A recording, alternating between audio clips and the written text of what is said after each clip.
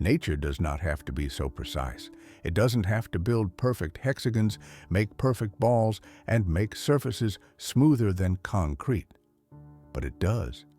In different parts of the earth, there are places so correct, so geometric, that it seems not nature works, but some ancient engineer.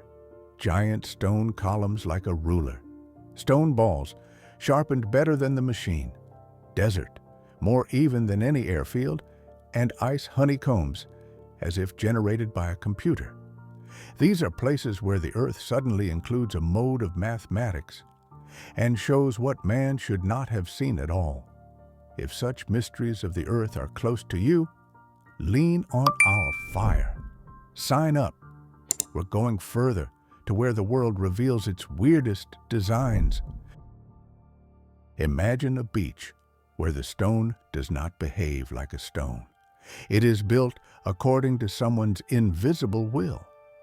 In the north of Ireland, where the dark waves of the Atlantic hit the rugged cliffs of Antrim, the land suddenly ceases to be chaos. You come closer and see how from the depth, as if a giant ladder rises, thousands of identical steps going straight into the sea. This is the Giant Road, a place where nature has decided to work not with a brush, but with a ruler. Each column is hexagonal, neat, as if carved by ancient architects, armed with tools that we have long lost. Standing on these stone slabs, you feel yourself in a place that doesn't have to exist in the real world. Too correct, too human-informed to be natural. The ancient Irish were sure that such a ladder could only be built by a giant, not just a giant, but the legendary hero, Finn McCool, who wanted to take this road to the shores of Scotland to challenge his enemy. But legends are only half the truth. The other half lies deeper. Millions of years ago, giant volcanoes were raging here. The seas were hot, the land young and restless. Lava rose up the cracks, poured down the slopes, cooled so slowly that it had time to scatter itself on the correct geometric shapes, just as clay dries in a hot day, cracking into even polygons. And nature has done here what it would have taken centuries for man to do, created the perfect basalt structure, which geologists call a column-like singularity. And what's interesting, the Giant Road is not unique. Exactly the same stone columns stand under the Armenian Garni, surrounding American canyons, hiding in Iceland and in the far east of Russia, as if the earth repeated the same drawing in different parts of the planet, reminding us that even chaos sometimes obeys rules. If Ireland creates perfect hexagonal steps, then in the Czech Republic, Armenia, and Colombia, nature builds organ pipes.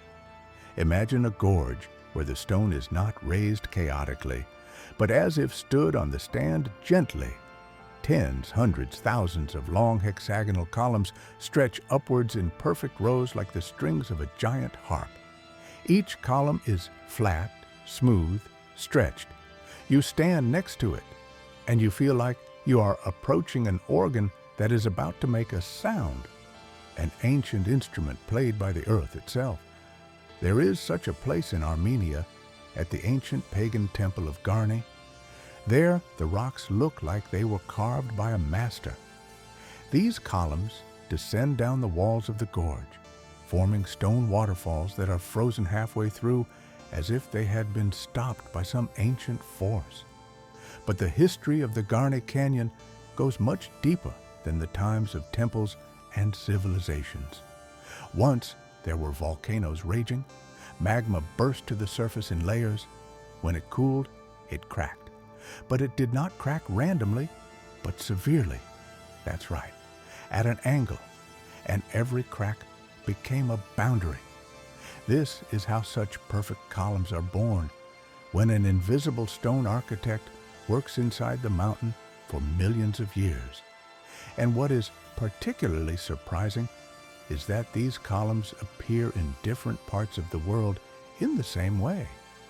In the Czech Republic, in Bohemian Switzerland, rocks stand in rows, like a wall of a huge forgotten castle. In the United States, near Puyon Canyon, these same columns form structures that people took for the ruins of ancient civilizations. So accurate and neat.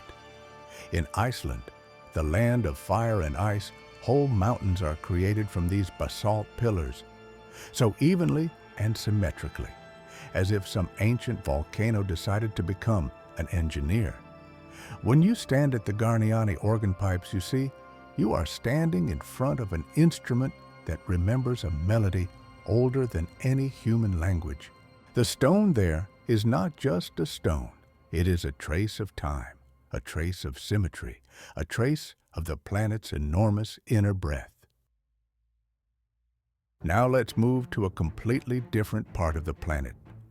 Once you enter the tropical thickets of Costa Rica, it seems that the jungle is holding your breath. And somewhere deep within this green maze lies something that does not fit into history, science, or common sense. Stones. Huge, heavy stone balls, so perfect that the first wish is to look for traces of the machine. But there are no traces, only a smooth, perfect surface. Some weigh 15 tons. Some are straight lines. Some are grouped into three. And even groups were aligned into perfect geometric shapes. What is most striking? They are accurate, absolutely round, less than 2% off. Scientists tested them with laser scanners. The spheres were better treated than most ancient stone statues of the world. But who and why? The legends of the Borak people say that it is eyes of spirits who watched the sky. Archaeologists tried to find traces of tools and did not find. Geologists talk about natural processes, and what is particularly strange, the spheres sometimes stood as if they pointed in a direction. Some precisely to the north, some at the point of the winter solstice, some to places where ancient tribes performed rituals that we only know from the scraps of myths. There is a theory that it was part of the giant map. Another theory talks about social status. The third is that it was an art form of a people who knew how to work with stone better than we think. But each theory is based on the same thing: how? But the next anomaly is so large and flat that it can be seen even from space. And near it, even stone balls look modest. In the southwest of Bolivia, there is a place where the horizon disappears, a place where heaven and earth agree not to argue and become one. This is Salar de Uyuni, the largest salt flat on Earth, and one of the strangest. When the dry season arrives, the surface of Uyuni begins to change shape. Salt cracks. But it does not crack by accident. Like dirt in the sun or dried clay, it forms perfect hexagons, millions of hexagons, so correct that it seems as if someone has laid a giant honeycomb under the ground, hexagons of the same size, with even, like a ruler, edges, with a clear geometric rhythm that continues for miles forward. Scientists have been trying for a long time to understand why the hexagons, why this precision, why in one place on Earth does salt behave as if it obeys a mathematical formula? The answer is in temperature and pressure, and an endless, almost ritual cycle of evaporation and crystallization. When the water evaporates, the surface of the salt begins to stretch. The salt expands. Then it contracts. Then it expands again. And each surface point tries to distribute the stress evenly. And the only figure that knows how to cover a plane perfectly without voids and distortions is hexane. The difference in height is 10,500 square kilometers, just a few centimeters. It feels like nature works on millimeter precision here. But the most amazing thing starts when it rains. Then the salt is covered in the thinnest film of water, smooth like polished metal. And Uyuni turns into a giant mirror, a mirror that reflects the sky. Standing there is like standing in the very center of the universe between two worlds, equally infinite.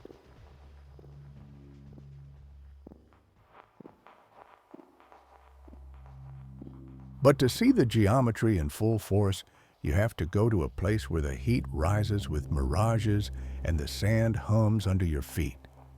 In the desert of Namibia, one of the oldest deserts on Earth, nature draws a completely different pattern. Perfect circles on an endless field of red sand. They are called witches, but in this name, more respect than fear. Each circle is a piece of land where the grass does not grow, but around it is an even, dense belt of living plants. The circles differ in size from each other, but always retain their shape, perfect, as if sand had been passed through a circus. There are millions of them. They go beyond the horizon like a giant coordinate system that no one has created, or we just don't understand why. The first scientific expeditions assumed that it was the work of termites, but the excavation did not reveal a uniform structure of strokes, and termites, as is known, do not build perfectly even circles. Then came the idea of competing plants, as if the grass itself creates a circle, crowding out neighbors. But models did not agree with real sizes. Finally, in 2013, botanists and physicists came up with the most convincing theory. The desert lacks moisture, and every blade of grass is desperately fighting for a drop of water. In such a struggle, the plants begin to be distributed so that all survive, and water does not go into the ground in vain. Natural logic leads to an ideal form, a circle, uniform, stable, repetitive. But even this theory doesn't explain the main thing.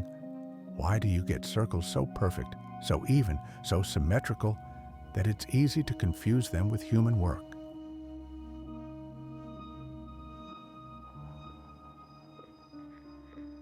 And when you put it all together, the Irish steps, organ pipes, stone balls, Bolivian hexagons, Antarctic honeycombs, and desert circles, you realize that nature is not chaotic.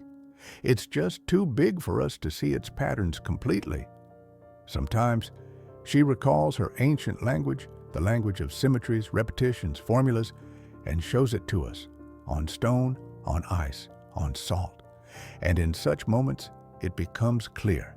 Man builds lines, angles, and geometry, because he once saw this in nature. Earth is not chaos. The Earth is a giant mathematical organism that only occasionally allows us to see its drawing.